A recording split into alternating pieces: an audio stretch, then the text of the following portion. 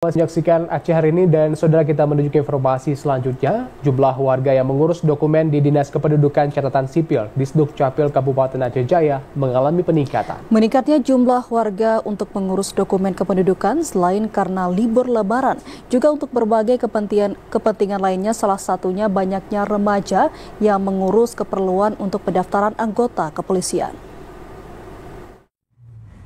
Sejak dimulainya kerja pasca libur Lebaran Idul Fitri, permintaan kepengurusan dokumen kependudukan di Kabupaten Aceh Jaya mengalami peningkatan.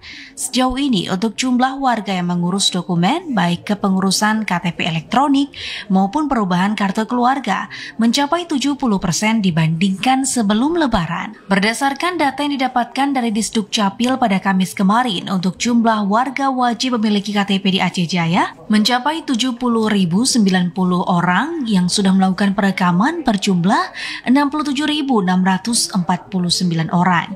Sedangkan untuk sisa yang belum mengurus dan belum melakukan perekaman berjumlah 2.544 orang dan yang telah melakukan percetakan EKTP sebanyak 67.409 orang.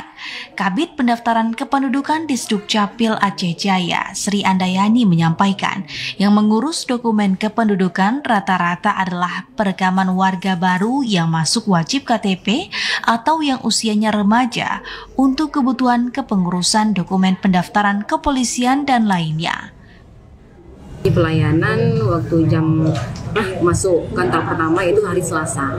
Jadi setelah selesai Lebaran memang langsung masyarakat itu menyerbu Capil untuk membuat dokumen kependudukan karena kan sudah lama libur juga. Kemudian masyarakat sampai saat ini ramai berdatangan dikarenakan banyaknya anak-anak yang mau mendaftar masuk kepolisian. Jadi mereka perlu untuk meleges, kemudian pergantian dokumen kependudukan.